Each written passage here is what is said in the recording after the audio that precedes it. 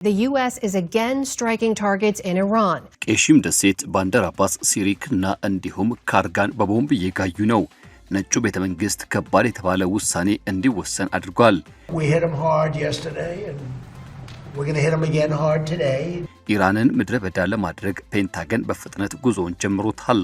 የሁለተኛው ዓለም ጦርነት በድል ያጠናቀቁት ግዙፍ ቦምበሮች ድጋሚ ወደ ስራ ገብተዋል። አሜሪካ አለኝ የምትላቸው ኒውክሌር ተሸካሚ ግዙፍ ቦምበሮችን ወደ ቴህራን 37000 ኪሎ ሜትር የሚመዘን ቦምቦችን ተሸክመው እየበረሩ ነው። ኢራን እኔ ከጠፋው ባህረ ሰላጤውም አብሮ ይድማል ያለች ይመስላል። We must get out of this no war, no peace state. War is certainly not in the country's interest. ፋርሶችም ሆርሙዝን በፈንጅ እያጠሩ እንደሆነ አዲስ መረጃ ወጥቷል። የኢራን የመጨረሻ ሰዓታት በመረጃ ጥንቅራችን በሰፊው ይዘናል። ቻናሉን ሰብስክራይብ በማድረግ እይታዎትን ይጀምሩ። ቪዲዮን ላይክ ማድረግ ደግሞ ቀዳሚ አድርጉ። መልካም ቆይታም። የአሜሪካ አየር ኃይል ቢ52ኤች ስትራቶፎርትረስ የተሰኘ ከባድ ስትራቴጂካዊ የቦምብ ጣይ አውሮፕላን በሳውዲ አረቢያ አየር ክልል ሲበር ተስተውሏል። አውሮፕላኑ በባህረ ሰላጤው ላይ ወደ ምስራቅ አቅጣጫ እየተመመ መሆኑን የበረራ መከታተያ መረጃዎችና የቀጠናው የክትትል ተቋማት አረጋግጠዋል። ይህ የሆነው አሜሪካ በኢራን ኢላማዎች ላይ አዲስ ጥቃት በሰነዘረችበት ወቅት ነው። አውሮፕላኑ ከሲሲሊ ጣሊያን ከሚገኘው የሲጎኔላ የጦር ሰፈር መነሳቱ የተረጋገጠ ሲሆን ይህ የቀዝቃዛው ጦርነት ዘመን አንጋፋ ግዙፍ የኒውክሌር ቦምብ ተሸካሚ አውሮፕላን በአሁኑ ወቅት ላይ የኢራን ግጭት የአሜሪካ ቁርጠኝነትን የሚያሳይ አስፈሪ እርምጃ ሆኖ ቀርቧል። ይህ ስምሪት የተከናወነው ዋይት ሃውስ የኢራን አላግባብ የሆነና የቀጠለ ትንኮሳ ሲል የገለጸውን ድርጊት ለመመከት ራሱን የመከላከያ እርምጃ እንዲወስድ ትዕዛዝ ባስተላለፈበት ወቅት ነው። ረቡዕ ምሽት ወደ ሐሙስ አጥቢያ በሆርሙዝ ባህረ ሰላጤ አቅራቢያ በሚገኘው የደቡብ ኢራን ክፍል ላይ ከፍተኛ ፍንዳታ ተከስቷል። የአሜሪካ ጦር በደርዘን የሚቆጠሩ የቶም ሃውክ ሚሳኤሎችን በመጠቀም የአየር መከላከያዎችን፣ የራዳር ተከላዎችና ወታደራዊ ይዞታዎችን መምታቱን የሚጠቁሙ መረጃዎች ወጥተዋል። በጥቃቱ ከተመቱ አካባቢዎች መካከል ቄሺም፣ ባንደር አባስ፣ ሲሪክና ካርጋን ይገኙበታል። ይህ እርምጃ የተወሰደው ለቀጠናው እጅግ ወሳኝ በሆነው የውሃ መስመር አቅራቢያ የአሜሪካ ጦር አፓቼ ሄሊኮፕተር ከተመታች በኋላ ሲሆን ፕሬዝዳንት ትራምፕም ለሄሊኮፕተሯ መውደቅ የኢራን ጦር በቀጥታ ተጠያቂ እንዲሆን አድርገዋል። ጣታቸውንም ቀስረዋል። And he said Iran is tapping the United States along and he's not going to stand for it. ታዲያ በአሁኑ ወቅት ላይ የባህረ ሰላጤው ሰማይ በድጋሚ በአሜሪካ አየር ኃይል የነጎድጓድ ድምፅ ተሞልቷል። ይህ የቢ52 በረራ ተራም የጦር አውሮፕላን ሳይሆን የኒውክሌር ተሸካሚ ግዙፍ ቦምብ ጣይ አውሮፕላን መሆኑን የአሜሪካ ኢራን ጥቃትን እጅግ አስፈሪ ያደርገዋል። በየካቲት መገባደጃ ላይ መጠነ ሰፊ ግጭት ከተቀሰቀሰበት ጊዜ ጀምሮ ውጥረቱ በከፍተኛ ደረጃ በናረበት በዚህ ቀጠና ውስጥም የአሜሪካን አቅም በተግባር የሚያሳይ ከፍተኛ አደጋ የተጋረጠበት ክስተት ሆኖ ተቀምጧል። የቢ52 ስትራቶፎርትረስ የጦር አውሮፕላን ዘመናትን የተሻገረ የምህንድስና ጥበብ ማሳያ ነው። ለመጀመሪያ ጊዜ በ1950ዎቹ የበረራው ይህ 8 ሞተር ያለው ግዙፍ አውሮፕላን ከቪየትናሙ የአርክ ላይት ስምሪት ጀምሮ በባህረ ሰላጤው ጦርነት በአፍጋኒስታንና በኢራቅ በተካሄዱት ዋና ዋና የአሜሪካ ግጭቶች ሁሉ በግንባር ቀደምትነት አገልግሏል።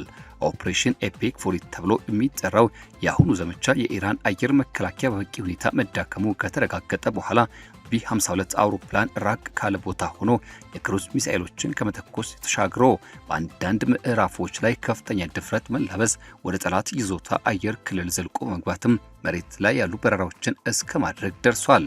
ይህም እጅግ የለየለት አደገኛ አቅም የታየበት ክስተት ተብሎ ይገለጻል።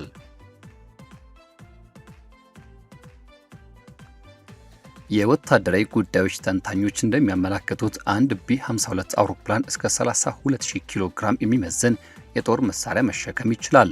ከነዚህ መካከል ኤጂኤም 158 የተሰኙ በረራም የአየር ወደ መሬት ኢላማዎችን መምቻ ሚሳኤሎችና በመቶዎች የሚቆጠሩ ኪሎ ሜትሮች ርቀት ላይ ሆነውም ጥቃቱን በከፍተኛ ጥንቃቄና ጥራትም መሰንዘር የሚችሉ የጂኤስኤስኤም የተሻሻሉ ዝርያዎች ይገኙበታል። በአሜሪካ የቅርብ ጊዜ ዘመቻ መጀመሪያ ምዕራፎች ላይ ቢ52 አውሮፕላኖች ከቢ1ቢ ላንሰር እና ራዳር ከሚያያቸው ቢ2 ስፒሪቲ አውሮፕላኖች ጋር በመሆን በኢራን የባላስቲክ ሚሳኤል ማምረቻ ተቋማት በእዝ ማዕከላትና በባህር ዳርቻ መከላከያዎች ላይ ከባድና አውዳሚ ድብደባዎችን አድርሰዋል። አሁን በሳውዲ አረቢያ አቅራቢያ የታየው ይህ አውሮፕላን በሆርሙዝ ባህረ ሰላጤ ዙሪያ ውጥረቱ በድጋሚ በገነፈለበት በዚህ ወቅት ላይ የስነ ልቦና ጫና ከመጨመሩ በላይ ፈጣን ምላሽ የመስጠት አቅምን እያጠናከረ ነው።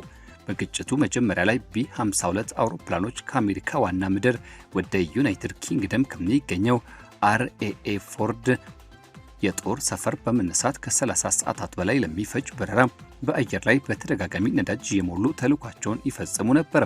አሁን በሳውዲ አረቢያ አቅራቢያ ባለው የአየር ክልል ውስጥም መገኘታቸው የሎጂስቲክስ ተደራሽነታቸው ብቻ ሳይሆን የአሜሪካን ወታደራዊ ንብረቶችን ከሚያስተናግዱ የባህረ ሰላጤው ጋር ያላትን ጥልቅ ትስስር ያሳየ ነው።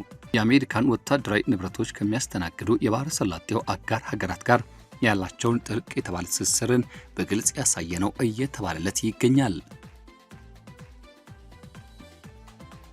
የአሜሪካ አፓቺ ሄሊኮፕተር በሆርሙዝ ባህረ ሰላጤ አቅራቢያ ከተመታች በኋላ የአሜሪካ ባለስልጣናት ለዚህ ድርጊት የኢራን ድሮኖች ወይም ሚሳኤሎች ተጠያቂ አድርገዋል።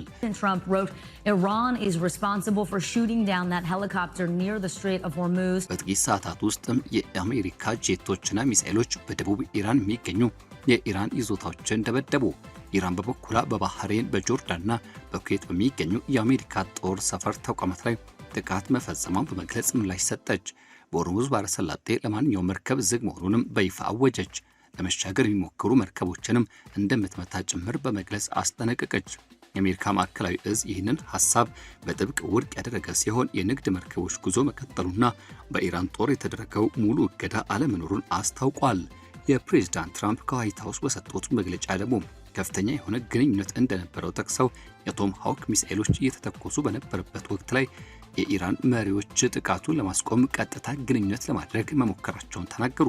መረጃዎች እንደሚያመላክቱት በአንድ የጥቃት ማዕበል ውስጥም 49 የሚያክሉ ሚሳኤሎች የተተኮሱ ሲሆን ኢላማቸው አስጊ በሆነው ሁኔታ ላይ ለቴህራን እጅግ ቅርብ የሆኑ ቦታዎች ነበሩ።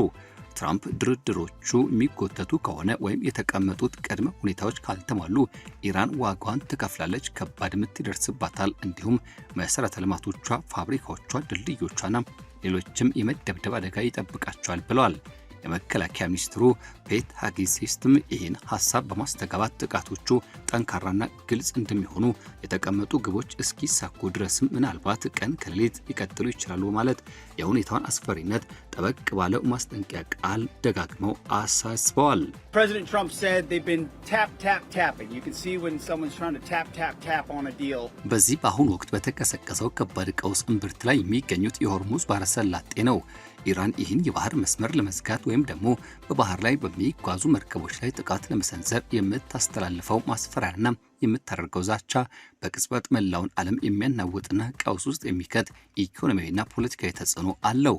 በቅርብ ጊዜ በተለዋወጡት የእርስ በርስ የኃይል እርምጃዎችና ጥቃቶች ሳቢያ የዓለም አቀፍ የኃይልና የነዳጅ ዋጋ በከፍተኛ ደረጃ የናረ ሲሆን ይህም ከሌሎች ወቅታዊ ዓለም አቀፍ የኢኮኖሚ ጫናዎች ጋር ተዳምሮ በገበያ ላይ ከፍተኛ አለመረጋጋትና መዋዠቅን ፈጥሯል።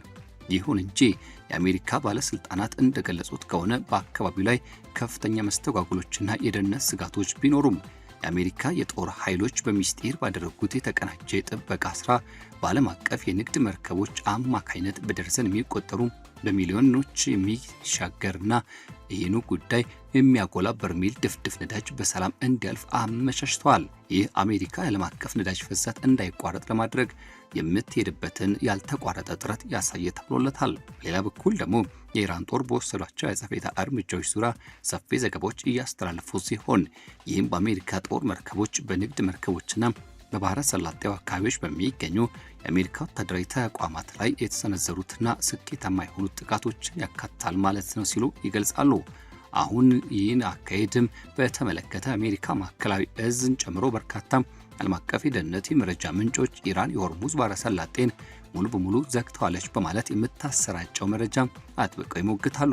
በአሁኑ ወቅትም የባህረ ሰላጤው ሂደት በተመለከተ ሲያነሱ የባህር ላይ መርከቦች ጉዞና ትራንዚት በተወሰነ መልኩ እየቀጠለ ይገኛል፣ በተጨባጭ መረጃም አለን ሲሉ ያስረዳሉ።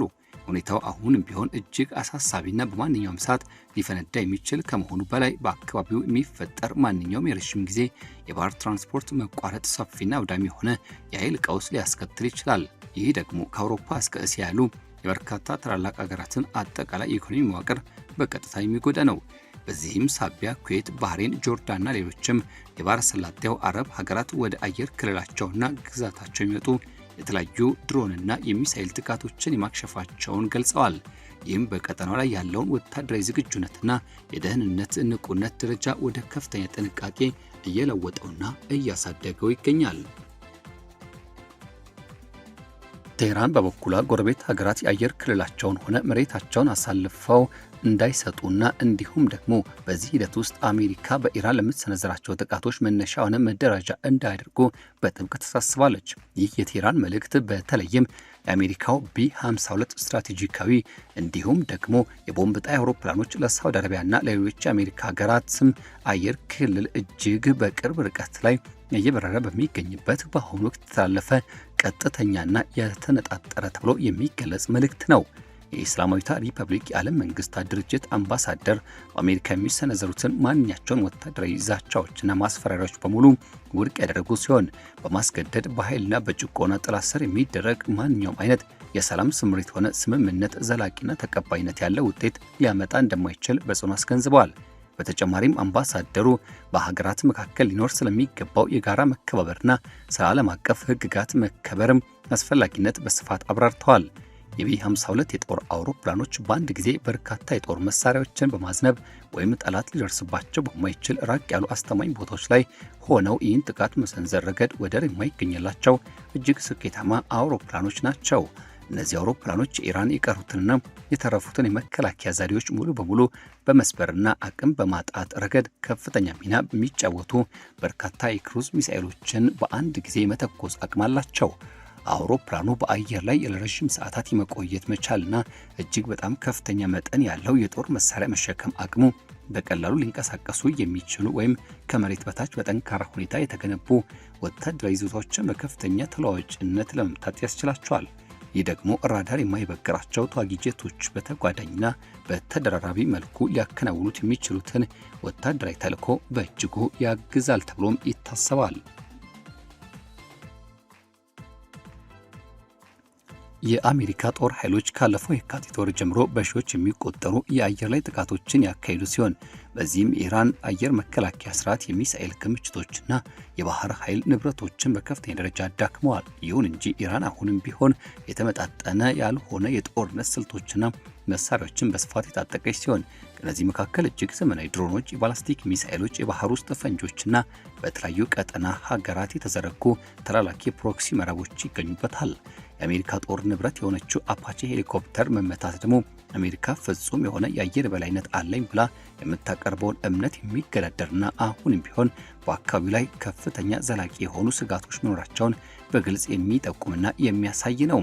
ምንም እንኳን ሄሊኮፕተሯ ውስጥ የነበሩ ሰዎችና የአውሮፕላን ሰራተኞች በሕይወት ተርፈው በሰላም መታደግ ቢችሉም ይህ ክስተት ግን ለግጭቱ በድጋሚ ማገርሸትና መቀስቀስ እንደ ትልቅ እብሪት ሆኖ እየታየ ይገኛል። የሳውዲ አረቢያ ሚናም ቢሆን የአሜሪካን ወታደራዊ ንብረቶች በግዛቷ ላይ ከማስተናገድ ጀምሮ ቀደም ባሉ ጊዜያት ከአሜሪካ የቦምብ ጣይ አውሮፕላኖች ጋር ያደረገችው የጋራ ወታደራዊ ልምምድ በቀጠናው ያለው ስትራቴጂካዊ ጥልቀት ተጨማሪ ጉልበት ሆኗል።